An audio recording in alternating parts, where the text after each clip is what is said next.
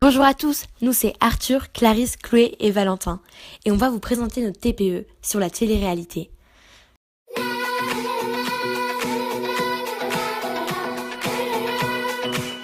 Le terme télé-réalité est composé de télé, apocope de télévision, ainsi que réalité du latin realitas de realis, voulant dire réel. Le concept de la télé-réalité est de mettre en scène des personnages anonymes ou des célébrités de télé-réalité volontaires filmés quotidiennement lors d'une durée déterminée, dans un espace défini. Généralement, les candidats sont accueillis dans de grandes et belles maisons. Un candidat peut être éliminé de l'aventure par ses camarades ou par les téléspectateurs. Souvent, les motivations des candidats peuvent être financières ou axées sur le désir et le succès. La première émission de télé-réalité, An American Family, est diffusée en 1973 sur une chaîne publique américaine. Le concept est de diffuser une émission en plusieurs épisodes exposant le quotidien d'une famille américaine de classe moyenne. En 1974, le concept se répand en Angleterre et en Australie. À partir de ce moment, la chaîne publique anglaise BBC continue à produire des émissions traitant du même sujet. Nous allons nous demander en quoi la télé-réalité suscite-t-elle de l'intérêt.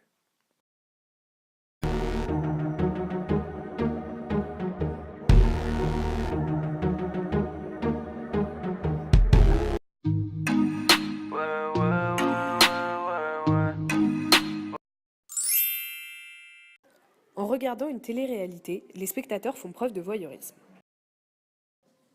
De nos jours, l'être humain est attiré par l'intimité des personnes. La télé-réalité est supposée nous montrer la vie réelle des candidats. L'objectif du téléspectateur en regardant la télé-réalité est donc de voir la vie privée de candidats.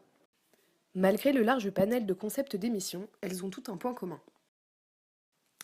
Le candidat acquiert une certaine notoriété en étant une personne banale et sans aucun effort. Et donc, grâce à ces émissions, le téléspectateur compare sa vie quotidienne au quotidien d'un des participants.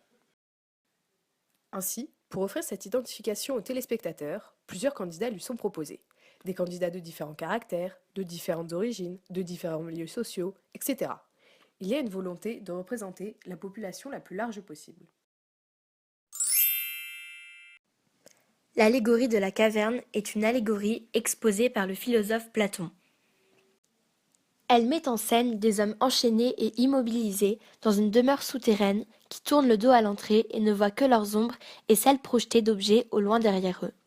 Elle expose en termes imagés les conditions d'accession de l'homme à la connaissance de la réalité, ainsi que la non moins difficile transmission de cette connaissance. Nous pouvons rapporter ce phénomène à celui de la télé-réalité, dans lequel on montre une fausse image que le téléspectateur croit vraie. Le spectateur serait le prisonnier, ne pouvant pas voir la réalité, mais croyant que ce qu'il voit à travers la télévision l'est.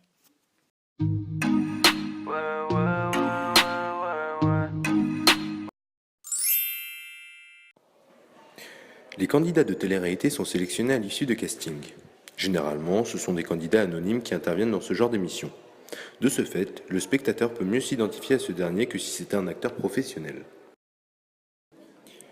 Pour la télé-réalité, le choix du candidat se fait alors sur le potentiel du candidat par rapport au rôle qui lui sera attribué. Dans chaque émission se confrontent des candidats différents qui présentent des caractères différents. Il y a la grande gueule, le sensible, le rebelle, la surdouée, le grand frère, etc.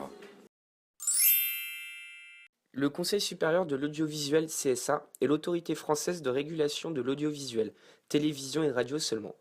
Il garantit l'exercice de la liberté de communication audiovisuelle en France. Un média tel que la télévision a certaines limites à ne pas dépasser, il est libre de présenter tout ce qu'il veut qui ne porte pas atteinte aux règles fixées par le CSA. Les chaînes de télévision sont soumises à la loi de la dignité humaine du 30 septembre 1986, imposée par le CSA. De ce fait, ce dernier est très attentif au respect de cette loi. Leur mission étant de veiller au respect de la réglementation en matière d'audiovisuel, le CSA peut recevoir de nombreuses plaintes de la part de téléspectateurs en dénonçant des scènes d'intimidation et de violence verbale ou encore la mise en évidence d'existence de sexisme et de vulgarité. Le Conseil supérieur de l'audiovisuel adresse alors une mise en garde à l'égard de la chaîne concernée. Il faut savoir que toutes les émissions de télé-réalité sont déconseillées au minimum aux enfants de moins de 10 ans, comme dans Les Anges de la télé-réalité ou encore Secret Story.